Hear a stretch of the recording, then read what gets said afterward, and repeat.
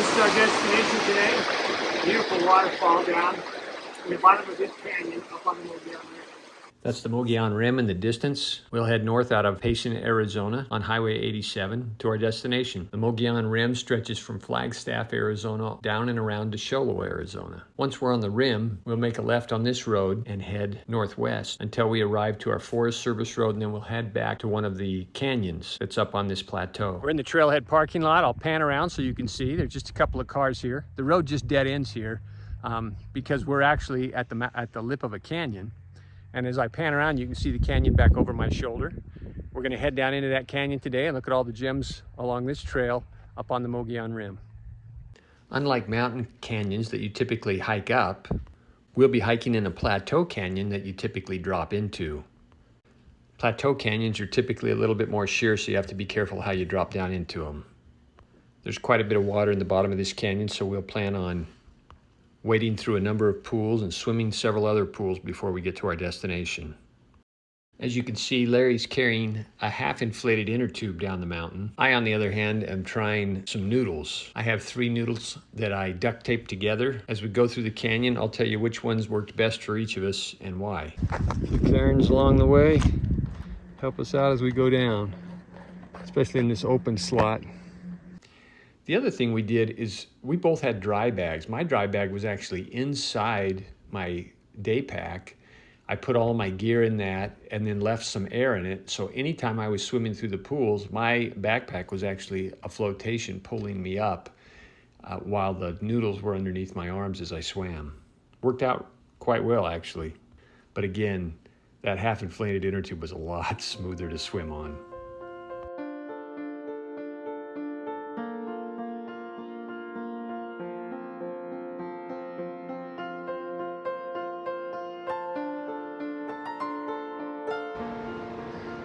Down almost to the bottom, probably less than 100 feet from the bottom of the canyon now. You can probably hear the water. Man, that's a beauty. Below us. A big pick up there.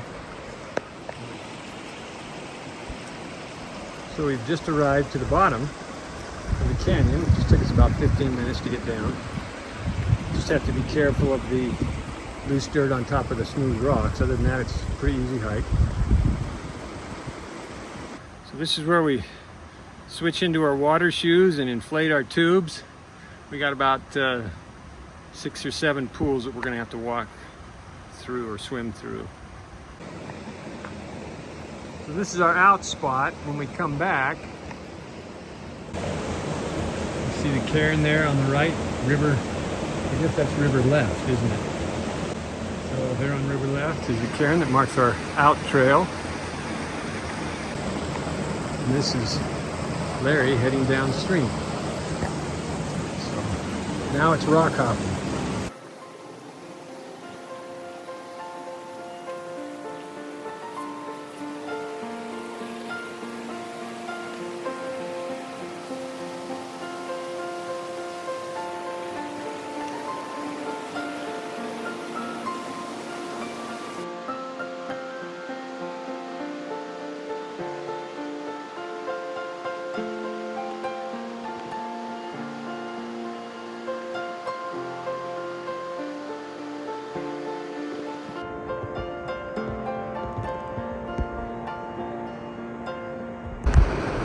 So we've entered this little narrow section.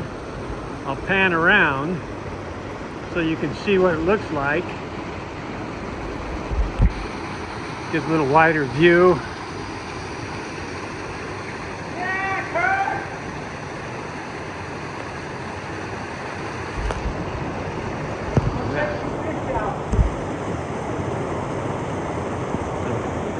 Gorgeous narrow slot through here, just beautiful. Isn't this gorgeous? So he's going through this pool. This pool has a lot more fish in it. All the pools have fish. Let's see if I can get you a picture of them down here.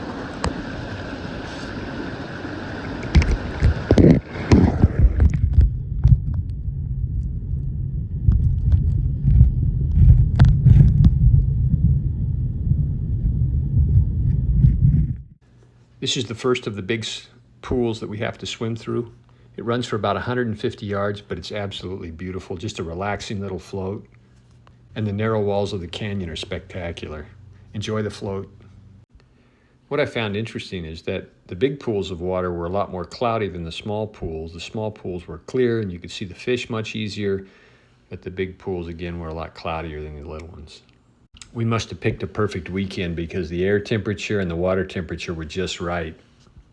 We weren't too cold or hot. What a swim.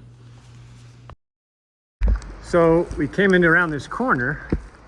You can see all the way up in there, all the wood coming down from fall.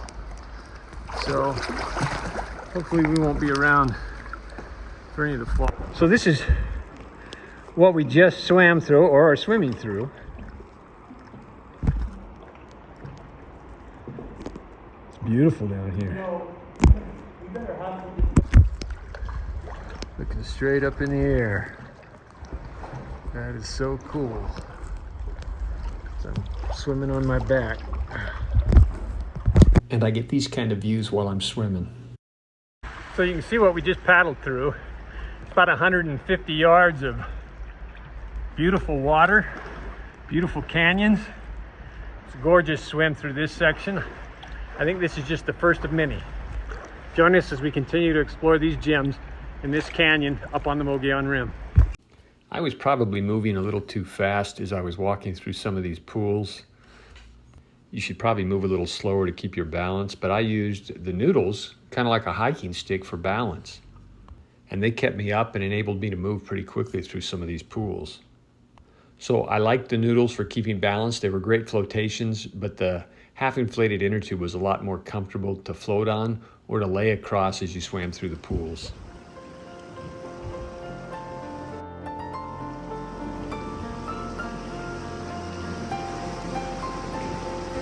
This isn't as narrow as that little section that we just went through, but it's beautiful. You can see further down the canyon. Stretches for quite a ways. So we just come down a couple of the swimming holes. Found this nice bench along the way down. Thought we'd stop and take a picture, and then we're back off down the river, headed to the falls. We've come to a wide slot in the canyon, so we're out of the creek now for a little while. But I'll pan around so you can see what it looks like. Get that knot in the tree.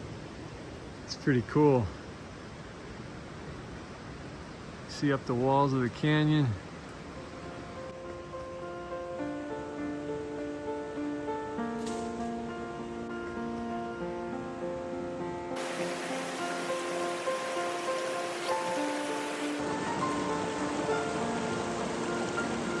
We were looking back upstream just at the perfect time when the sun was shining off the opposite side of the cliff, so it really brightened it up. It's quite a cool shot. Thought you might enjoy it. This is another long pool. Probably stretches close to 100 yards, 80 to 100 yards. It stretches down. I got out about a third of the way down and decided to go down the rocks a little ways. I'm gonna have to get back in here in a minute. But you can see what it looks like all the way down panning. We're gonna go to that corner over there, and that's our destination. Larry's having the time of his life. So am I. These rocks are covered in this scat. They're full of crawdads. This is too big to be a ringtail or a raccoon, too small to be a bear, probably bobcat, fox. I've never seen any kind of scat like this before. The further down the canyon we arrived at some pools that had some green moss in them. Those rocks were a lot more slippery. Just be careful as you get in and out of the creek. Made it pretty difficult on a few sloped rocks. This is our last pool. Actually, I don't know if it's our last pool. Close to the waterfall. Look at that big sycamore tree, man. Well, it did end up being our last pool. As we came around the last corner, we walked right into the waterfall. Pretty cool.